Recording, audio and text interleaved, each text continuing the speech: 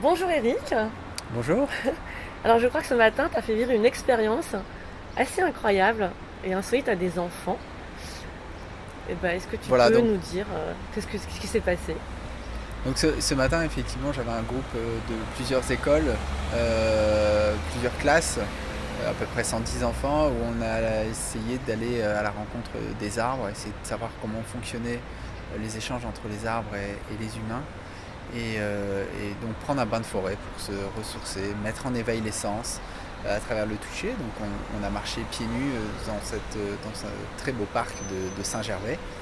On est à la rencontre de feuillus et de conifères, aller toucher les écorces des arbres, aller reconnaître les arbres. On a fait un petit exercice de respiration et de méditation sous un tilleul.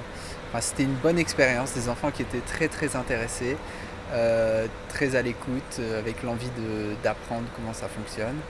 Ils ont appris notamment qu'on pouvait faire de la farine avec des feuilles de tilleul, donc je pense que ça les a marqués notamment.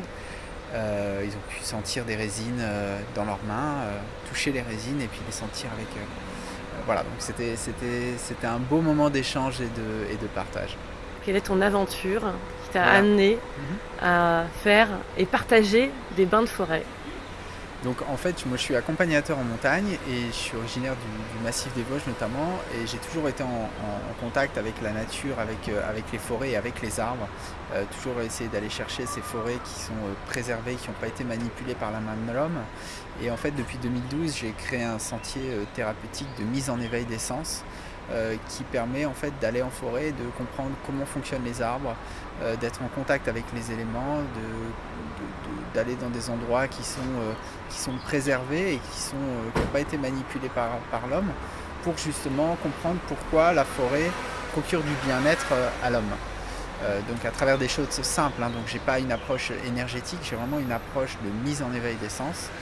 Et donc dans le cadre des séjours que je propose, on va en forêt, on va tester différentes essences d'arbres, et puis on va goûter, on va sentir, on va toucher les éléments qu'on a autour de nous, à la fois pour se déconnecter de notre quotidien, du stress de notre quotidien, de nos agendas où on vit à 100 à l'heure, pour se recentrer et se reconnecter à la nature, mais aussi se reconnecter à soi-même.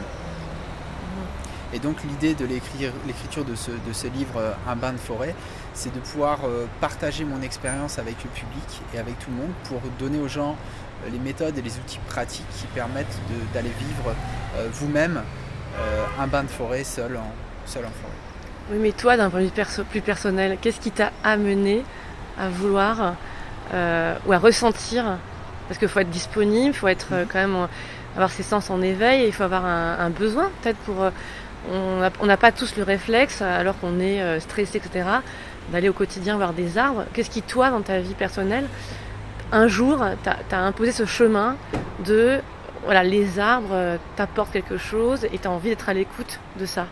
Voilà, donc moi j'ai une vie normale, hein, comme tout le monde. Donc j'ai fait une formation d'ingénieur, je travaille en tant que consultant pour une grande entreprise, et à un moment j'ai eu le besoin d'avoir un équilibre entre ma vie professionnelle et ma vie personnelle, et surtout de pouvoir éliminer ce stress et me retrouver dans mon élément naturel qui est la nature et la montagne et la forêt, et être au contact des arbres. Donc pour moi, en fait, je me suis aperçu qu'après une semaine de travail, le fait de passer 2 jours en forêt permettait de me ressourcer complètement et de recharger mes batteries, et de me sentir mieux dans mon travail au quotidien.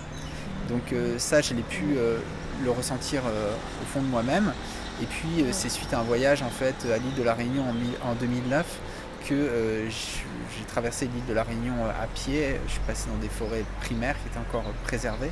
Et je me suis dit, là, il faut que je fasse partager ça avec les gens, avec le grand public. Donc, c'est de là qu'est venue mon envie de passer mon diplôme d'accompagnateur en montagne, de créer ces sentiers bains de forêt, et aussi d'amener les gens et d'écrire ce livre pour permettre aussi aux personnes qui n'ont pas la possibilité d'aller en forêt de pouvoir faire des bains de forêt dans des parcs ou dans des endroits qui sont plus à proximité des villes. Il faut savoir qu'il y a en France 75% de la population qui se situe à moins de 30 km d'une forêt. Donc ça nous laisse à tous et à toutes la possibilité de prendre un bain de forêt. Et ton approche, elle est assez scientifique, en fait, parce que scientifiquement, il y a des effets qui sont prouvés quand on se promène en forêt. si on est un peu déprimé, il y a des impacts scientifiques dont tu vas nous parler, Tout à fait. des effets sur l'immunothérapie qui sont réels. Voilà, donc comme j'ai dit, donc mon approche du bain de forêt, c'est vraiment une approche de mise en éveil des sens. Donc j'ai pas une approche énergétique et je ne souhaite pas non plus aller emmener les gens en forêt pour leur dire bon, bah, voilà, vous avez besoin d'énergie, on va aller au contact de cet arbre-là pour puiser l'énergie d'un arbre.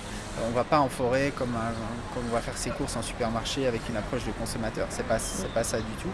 Aujourd'hui, on parle beaucoup de la sylvothérapie et du bain de forêt parce qu'effectivement, on est dans une société occidentale, donc on a besoin d'éléments cartésiens et scientifiques.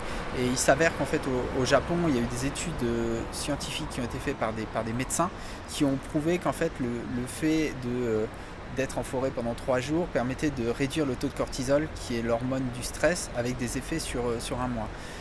Ça, c'est une première étude qui a été faite. Il y a aussi des études sur l'anxiété qui est diminuée quand on va en forêt, l'amélioration du sommeil, également l'activité des cellules NK, qui sont des natural killers, qui vont en fait booster les cellules anticancéreuses. Ça va aussi améliorer notre système immunitaire. Donc toutes ces études-là qui ont été faites au Japon, et apporte des éléments qui viennent concrétiser le bain de forêt et ses bienfaits et apporter quelque chose de scientifique puisqu'on a besoin de se rattacher à ça. Donc effectivement, dans le cadre de mes séjours, je m'appuie sur ces éléments scientifiques-là. Bien sûr, le bain de forêt n'est pas une approche qui va se substituer à des traitements médicaux ou autres, mais c'est plus de la médecine préventive. D'ailleurs, elle est reconnue au Japon par le ministère de la Santé comme une médecine préventive. Et donc il y a plusieurs sentiers thérapeutiques qui existent là-bas. Et c'est dans ce sens-là que moi j'emmène aussi des gens en forêt faire ces stages. Et tu vois les impacts sur parfois, c'est quoi, c'est 1 heure, 2 heures de marche ou plus. Tu sens les gens qui sont en train d'éprouver des sensations et tu vois des effets Oui, entre le début de la marche et la fin de la marche, tu ressens. Oui, alors c'est vrai que les stages que je propose sont souvent sur minimum 2 jours parce que lorsqu'on fait un séjour sur une demi-journée ou quelques heures, on est perturbé par son agenda avant la marche et après la marche et on se met pas dans le bain de forêt concrètement. Et effectivement, dans les publics et les stagiaires que j'encadre, j'ai pu remarquer des gens qui se sentent beaucoup mieux après 2 jours, qui me disent bah voilà, j'ai l'impression d'avoir pris 1 semaine de congé. Donc ils ont à la fois pu se déconnecter de leur quotidien, se recentrer sur eux-mêmes, profiter du moment présent, profiter de l'instant présent, se sentir bien, donc ils en éprouvent déjà les bienfaits directement. Et je pense qu'aussi il y a une approche de la marche qui est différente. Donc on apprend à observer les choses, on essaie de comprendre ce qui nous entoure et donc on se connecte réellement à la nature.